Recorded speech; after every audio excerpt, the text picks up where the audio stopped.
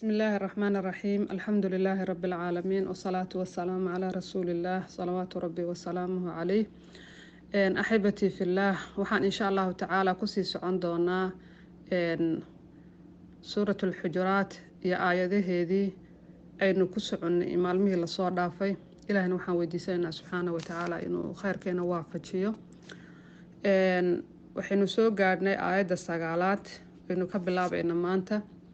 إلهي تبارك وتعالى وحليه وإن طائفتان من المؤمنين اقتتلوا وإن طائفتان هذه لبكو حوض ومن المؤمنين مؤمنين تكمد اقتتلوا استقالان فأصلحوا هقاتشية بينهما لحدودا إصلاح ديغا مسلمين تي كلاي استاقا أرنتاسو إصلاح لحدودا ديغا فإن بغت هدي قردروتو مركاد إصلاحي سميسان ودوناقي سميسان فإن بغت هدي قردروتو إحداهما مدود على الأخرى تيكا لدوشيدا هدي كو قردروتو فقاتلوا لدقالما إذنكو إذلو مسلمين تيا التي تي لدقالما تبغي قردرونيسي حتى تفيء إلا أغسو النقطو إلى أمر الله إلهي أمر كيس إلا أغسو النقطو فإن فاءت هدي صون نقطو مركا وحلكي لبعض حلكي هو روحوها هشيسية ويديدي oo dagaalkiibay sii waday iyo gardaradii hadda marka labaad ee la isugu tago oo la maqooniyo haday tiraahdo haddaan soo noqonaya oo fa infaa'ad ay soo noqoto buu rabbi leeyahay fa aslixuu hagaajiyo oo heshiisiya baynahuma dhexdooda mar labaad bil cadli si cadaalad ah oon ay xasho lahayn oo maaragtay labadii kooxood ama labadii qof ama labadii group ama labadii qabiil cidii istagaalaysa ama labadii dawladood sidaa ku heshiisiya والله ليه سبحانه وتعالى وعدالة السماية وأقسطوا برب ليه عدالتنا السماية وأمر لبعض عدالة دي يعني سجود دقال كان كريه وما أهني مركز تبع عدالة لتشرا أو أي حشرة يا ماركتي حداد هذا لسان وإذا قلتم فعدلوا مركز هذا اللي ربي وحليه هاي أضوح لها لسان عدالة سماية markas taba inaad cadaalada la jirtid xaalad kastood ku sugan tahay mid caaro mid maxay ahayd adiga xagaaga ku xataa gar adiga xagaaga ka hiilinaysa ha noqoto waa ina qofka mu'minka ay waa inuu yahay markas taba qof cadaalada la jira ilaahay labada jeer buu isu keen daba dhigaya inaan cadaalad sameeyno maxaa yeelay in allaha alla yuhibbu wuxuu jecel yahay al-muqsitina kuwa cadaalada sameeya buu rabbi jecel yahay subhanahu wa ta'ala ilaahay aayada labaad wuxuu ku leeyahay innamal mu'minuuna ikhwa dadkan islaynaya iyo dadkan maxay ahayd maxayna u dhowranaynin oo inaan indhaha uga fiirinaynin oo islaaxooda u galeynaa wuxuu leeyahay rabbi subhanahu wa ta'ala innamal mu'minuuna mu'miniinta umba ikhwatun walaala ah idinka umba walaala ah mu'miniinta umba walaala ah marka fa aslixuu hagaajiya bayna akhawaykum walaaladin labadiina walaal dhexdooda hagaajiya oo islaax dhexdhiga wattaqullah allana iska jira la'allakum si'at ترحمون الله إذن كنا حريستو اعمل لعلكم حد مدنتين ترحمون إلا إذن حريستين مرك إلهي سبحانه وتعالى لبدن آيادات وحو إنو غفرها إياه إنان مركي مسلمين مؤمنين تو استغالان إنان لحدو ده الشيس لغنو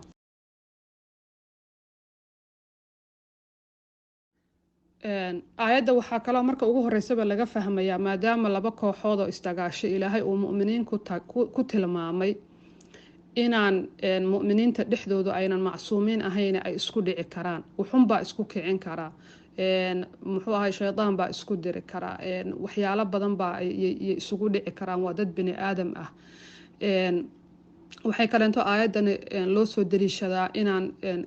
isdilida muslimiinta dhexdooda waa dambi runtii aad u weyn oo cadiim ah oo lagu murmayo qofku magaal mukhallad fi naar oo naarta ku waarahaya mise maxay ahayd marka aayadaha qaar iyo ahadiista qaar la arko mise waa kufrun duuna kufrin oo gaalnimadii weyneed ma gaarsiinaysa laakiin runtii ahadiista ku soo aroortay iyo aayadaha ku soo arooray muslimiintu inay isdilaan ama muxuu ahaayay ama qof mu'min oo kale uu dilaayay وأد بيعلسيهن عبسيدودي ليهن القاتل والمقتول في النار وكي حديث النبي كلها كي واحد دلي يكل الدلي لبضب النار تيجليان لأن كان للدلي حتى وحو كده دالي إنه ولالكي دلبي النبي عليه الصلاة والسلام مركا إن آياتها إيه أحاديث تكسو أروري إن وقتك مسلمين تو استقاليان أما قف مسلمين دليدي سؤاد بيعلسيهن haddana ha ahaatee aayadan waa aayadaha loo soo daliishado maadaama ilaahay mu'miniin ku tilmaamay iyagoo isdilaya inaynan gaalnimadii aynan weyneyd gaadhaynin ay gaalnimo ka sukaysa ay tahay oo dembi weyn oo ka sukeeyo uu yahay. marka dadkii kale muslimiinta ahaa marka ay khaladkaas u dhaco oo muslimiintu laba kooxood oo muslimiin ama laba qof oo muslimiin isku dhacaan oo isdilaan maxaa muslimiintii kale waajibkooda ah? ma inaan la kala safanaa, ma inaan cadaaladii ka tagnaa, ma inaan eexasho iyo nin jeclaysi iyo waji jeclaysi iyo qabiilaysi iyo wax isu garab galnaa? maya, waxa laynooga baahan yahay waa inaan la nimaadno islaax wax la yiraahdo, inaan dhexdooda islaaxino oon xataa haddaan lacag ku bixinayno wax badan inaan ku samayno si ay maaragtay ay dhexdooda u heshiiyaan labadaas walaalo isdagaalaya muslimiinta ah. sulxigana runtii ilaahay subxaanahu wa tacaala waa kii lahaa sulxiga khayr badan, laakiin nafafiyaasha ayaa waxaa lagu xaadiriyey bakhaylnimo. waxay u baahan tahay tanaasul bay u baahan tahay oo maxay ahayday labada guruuba isdagaalaysa midkood inuu tanaasulay noqonaysaa oo wax ka tanaasulo. saas darteed baa maaragtay inaan dhexdooda galno oon tanaasulkii ay isu sameeyaan oo isu soo dhaweynaa loo baahan yahay sida uu ilaahayna amrayo subxaanahu wa tacaala. liannana diinta islaamka ama islaamkuba wuxuu u yimid xifdinta diinta islaamka xifdinteeda ayuu islaamka loo soo dejiyey. diinta xifdinteeda qofka diintiisa inay u xifdisan tahay. diinta waxaa lagu xifdiyaa arkaanteedii in la oogo oo diintii la barto oo la fahmo oo lagu dhaqmo. jihaadka oo kale wuxuu ilaahay uu ka mid yahay waxyaalaha diinta lagu xifdinayo ee lagu ilaalinayo ee lagu ballaarinayo ee lagu faafinayo buu ka mid yahay. nafta iyadana xifdinteeda bay islaamku u yimid. naftan waxay u baahan tahay ilaahay baa ilaaliyay subxaanahu wa tacaala. wuxuu ilaahay ku xifdiyey oo usoo dejiyey waxaa ka mid ah inuu u xalaaleeyey dacaamkii iyo waxyaalihii xalaasha ahaa iyo waxyaalihii ay ku koraysay ee ku noolaanaysay inuu ilaahay subxaanahu wa tacaala uu u xalaaleeyey. waxaa kale intoo ilaahay ku xifdiyey nafta marka diyadii marka la isdilo ama maaragtay qisaastii in labadii qof la isu qisaaso markay isdilaan waxyaalaha lagu xifdiyey bay ka mid tahay. waxay kaloo diintu usoo degtay oo iyadana maxay ahayd inay ilaaliso waa taranka bini'aadamka. taranka bini'aadamka waxay diintu ku ilaaliso waa guurkii xalaasha ahaa. waxay kaloo soo dejisay zinadii bay xad usoo dejisay oo cid kastoo isku dayda inay wax maxay ahayd aan jidkii xalaasha ahayd aan guurkii iyo tarankii usoo marin. qof kastoo isku daya inuu usoo maro tarankii waddo aan sax ahayn ilaahay subxaanahu wa tacaala wuxuu usoo dejiyey in xad laga oofiyo oo maxay ahayd zinada xuduudeedii buu rabbi soo dejiyey subxaanahu wa tacaala. qofkii ama in la dilo ama in la jeedlo. waxay kaloo diintan u ilaalisaa caqliga waxyaalihii lagu xifdinayay oo dhan bay kitaabkiiyo sunnada ilaahay subxaanahu wa tacaala inoogu qeexay oo diintan iyo waxan oo dhanba wixii caqliga inoo xifdinayay. waxay kaleentoo xaaraam yeeshay wax kastoo maandooriye ah ayuu nabigu calayhi salaatu wasalaam uu xarimay oo uu yidhaahday wax kasta oo maandooriyihi waa xaaraam si caqliga loo ilaaliyo. waxay diintan u ilaalinaysaa xoolaha waxay ku ilaalinaysana waxaa ka mid ah ganacsigii xalaasha ahaabay usoo dejisay. waxayna diintanu xaaraam ka dhigtay boobkii iyo tuugnimadii iyo dhacii iyo musuq maasuqii oo waxayna usoo dejisay xuduud adag oo qofka maaragtay in xadka laga oofiyo gacanta in laga gooyo ah.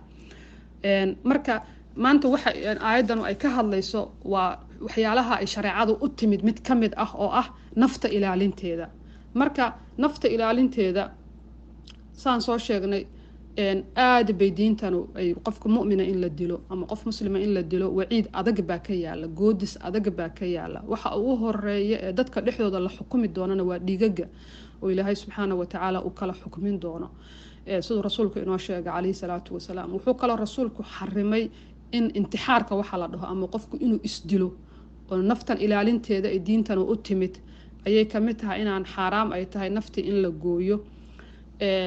wuxuu sheegay rasuulku calayhi salaatu wasalaam naftani qofka gooyo wuxuu ku gooyay inaa lagu cadaabi doono naarta dhexdeeda oo shay xaaraama tahay nafta in la gooyo. marka naftii iyada ahayd hadday dhacdo khaladkaasi oo muslimiintii ay islaayaan oo nafta iska gooyaan oo dagaal bilowdo waxaa ilaahay ina amrayaa si degdeg ah inaan u joojino dhiigaas oo loo dhex galo oo maxay ahayd marka ugu horeysana dadka lagaba hor istaago inuusan dagaal dhicin muslimiinta dhexdeeda hadduu dhacana isla markiiba ilaahay wuxuu leeyahay wa in taa'ifataani min almu'miniina iqtataluu fa aslixuu baynahuma si degdega markiiba marka walaalayaal waxaa weeyaan wax sahlan ma aha dad muslimiina oo islaynaya in la isku eegto diinteenana markaba waxay ka hadasho waxay tahay wixii markuu dhaco xalkii baa la keenaa si degdeg ah ma aha meeshii hadda anaga 40 sanaan meel aan taaganahay la isku dagaalay iyo qabiilkii waagi la isku dagaalay kow maalintii ugu horeysay 40 sano ku dhawaad ayaa ilaa maanta la kor taagan yahay oo si balaaranaya oo si dalacaya laakiinse diinta islaamka markaad fiiriso marka qaabku nabigu wuxuu xalin jiray oo kale salawaatu rabbi wa salaamu alayhi markay dhibaato dhacdo dhibaatadii lama kor taagnaado sidoo hadda ilaahay u leeyahay fa aslixuu baynahuma wixii wuu dhacay muxuu u dhacay yaan lagu daalina wixii hal la hagaajiyo sidaas ay ahayd hab dhaqanka nabiga kaleey salaatu wa salaam mushkilada xalinteeda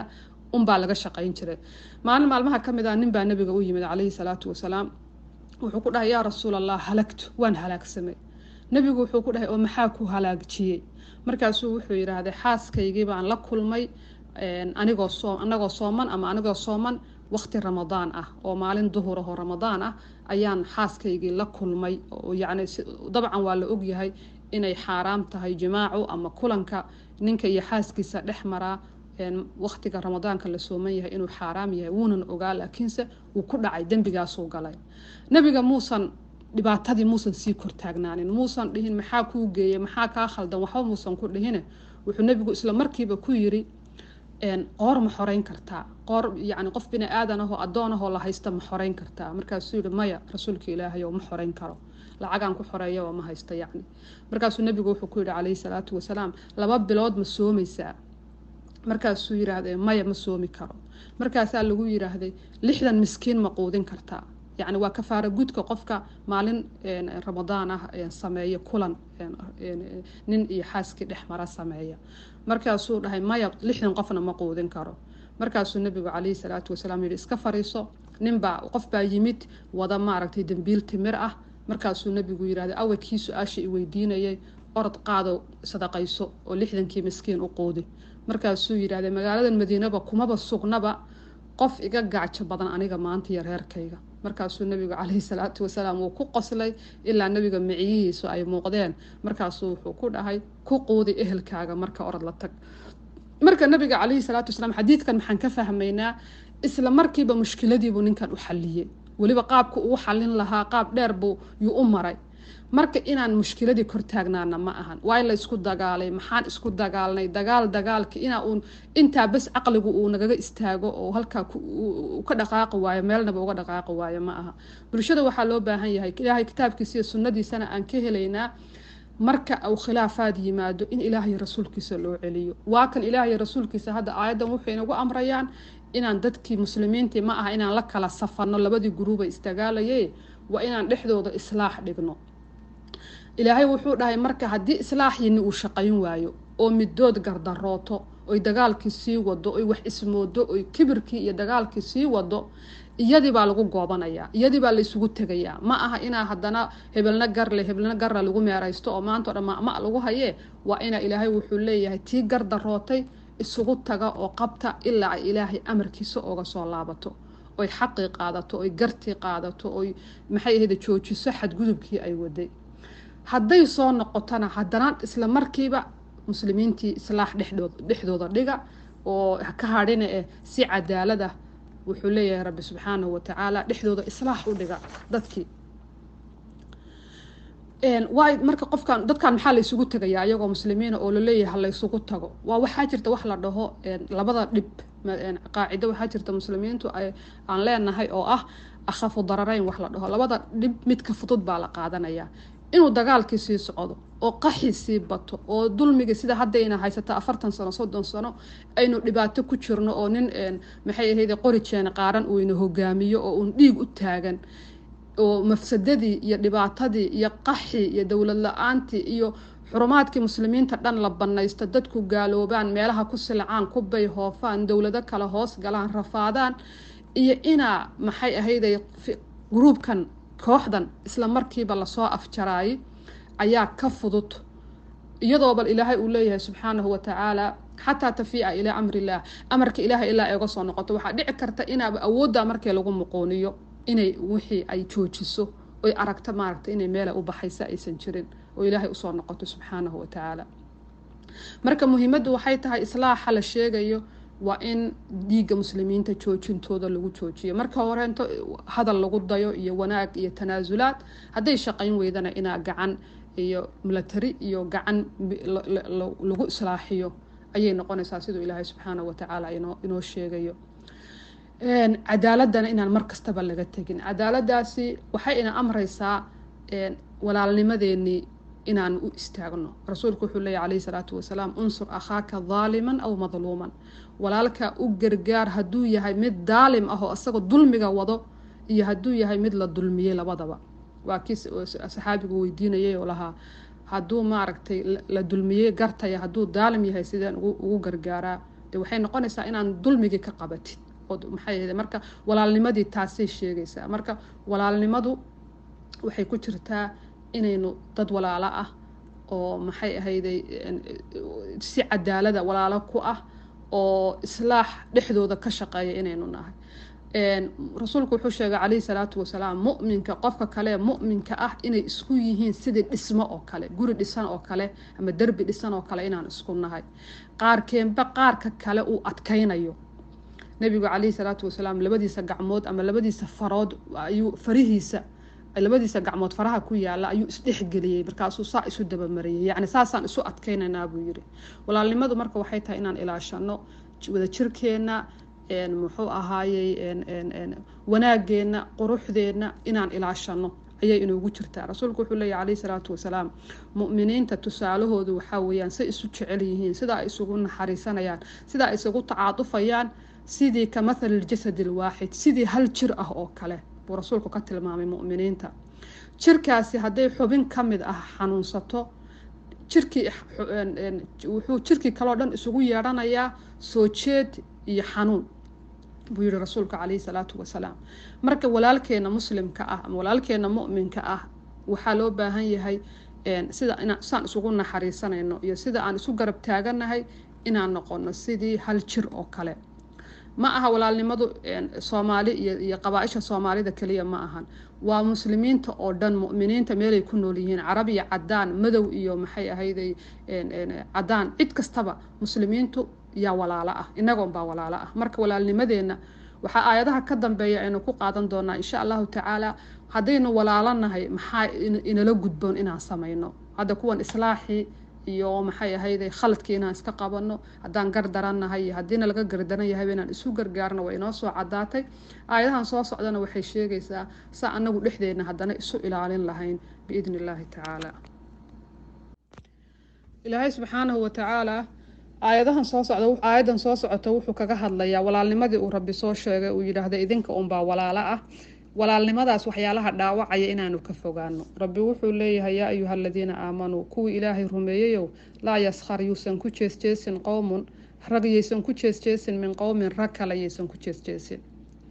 casaa waxaa mudan an yakuunuu inay ahaadaan raggan lagu jeesjeesayaay khayran kuwa ka khayr badan minhum iyaga xaggooda